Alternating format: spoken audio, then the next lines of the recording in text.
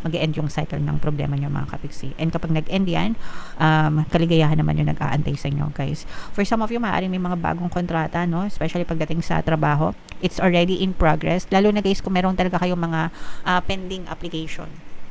So let's say for example, meron kang pending application sa isang kumpanya, lilipat ka ng trabaho o kaya naman nag-a-apply ka ganyan, yung nasa background kahit hindi kayo nakakatanggap ng good news, kahit wala kayong balita sa end nyo, it's working in the background. Ibig sabihin inaasikaso sa background yun. So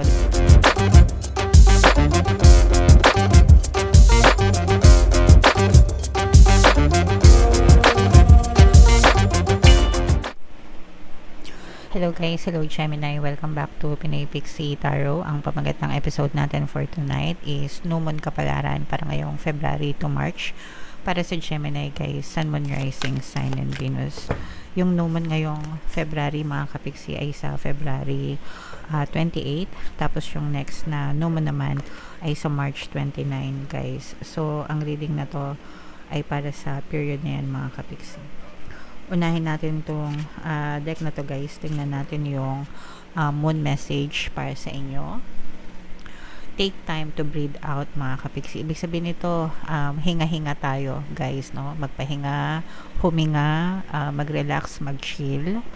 Especially kung nakakaramdam kayo ng pagod, ng stress guys, no? Kung if you have like a lot of things in your mind, masyadong magulo, no? In short. Kailangan talaga natin magpahinga, mga kapiksi, mag-relax, mag-disconnect, and just go back to yourself. Take your power back mga kapiksi.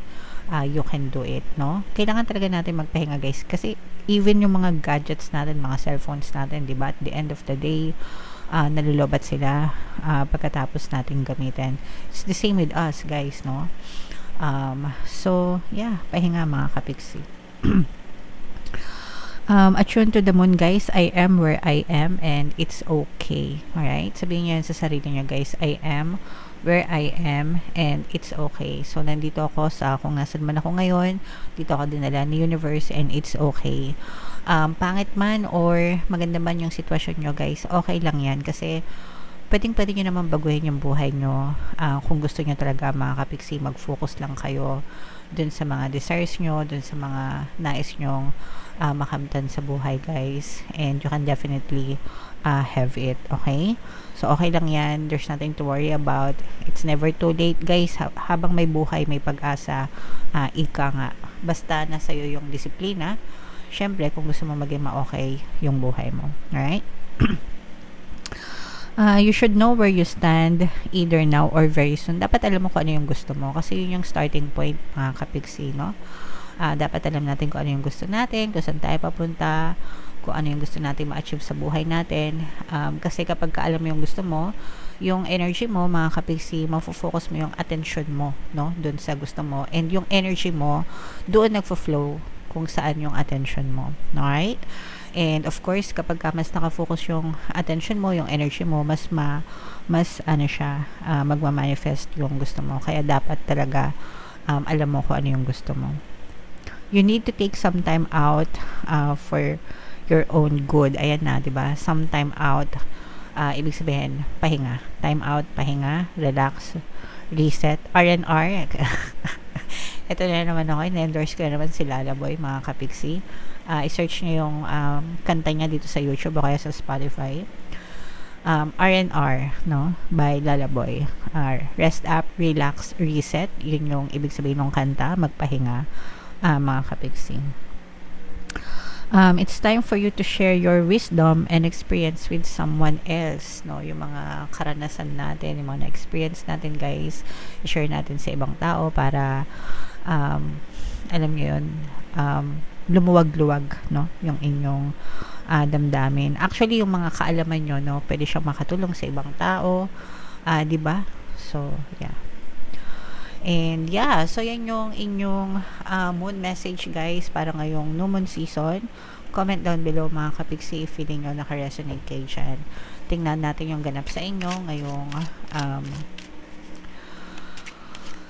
new moon season guys, shuffle natin to. Habang sinashuffle ko to, panoorin nyo muna yung video natin regarding sa ating paano mag-manifest ng abundance video course.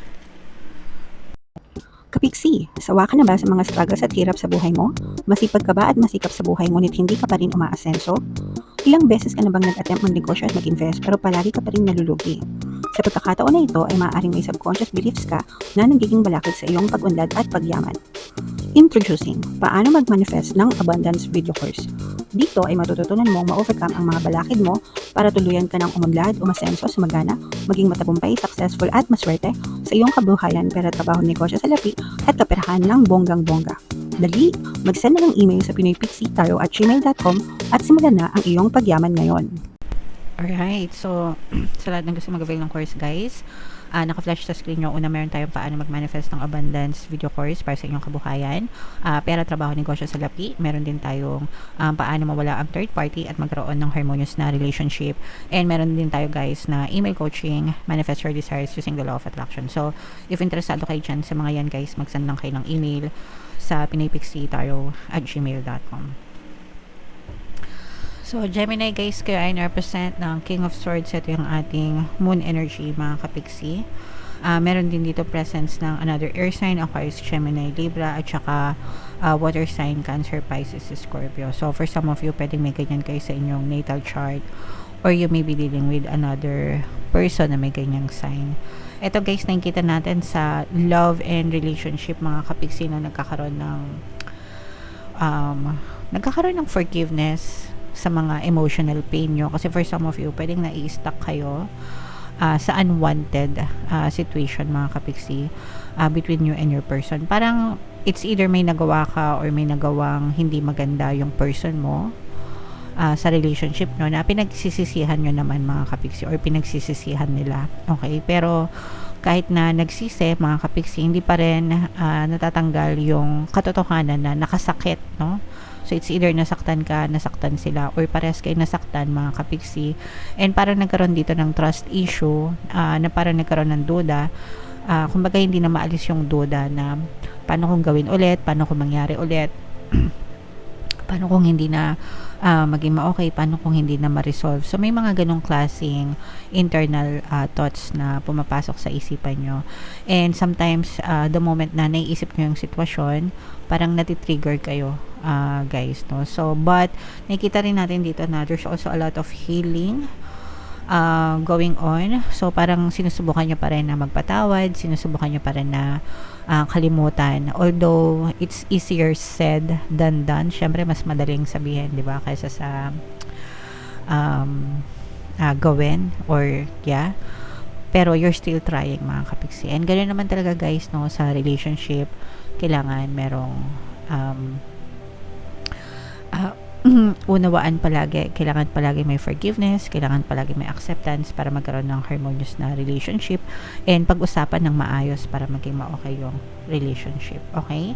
So, that's more on relationship, guys, no? Makinig kayo ng Ho'oponopono and self-love subliminal sa mga tawag dito, nakaka-resonate, mga kapiksi. Sa kaperahan naman, guys, may mga good news na maaaring dumating sa inyo. Etong good news na to, guys, parang parang yung iba, privilege ito, no? So, ibig sabihin ng privilege, parang meron kayong extra privilege sa trabaho. So, let's say, for example, baka ikaw yung napili ng boss mo para umattend ng training, o kaya naman, ikaw yung napili ng boss mo para maging OIC, no? Officer in charge, something like that. Parang meron kayong privilege sa trabaho, o kaya naman ikaw yung mabibigyan ng isang day off, additional day off for the month of March, yung mga ganyan. Basta parang meron kayong extra privilege, mga kapiksi, sa trabaho nyo ngayong season na to. And yan ay dahil sa pagiging responsable nyo din, mga kapiksi, no? Pwedeng nagkakaroon din kayo ng recognition, like mga employee of the month, ganyan. Basta meron kayong additional privilege sa trabaho, guys. So, i-mind nyo na yan, guys, sa comment section. Mine, privilege sa trabaho, yeah.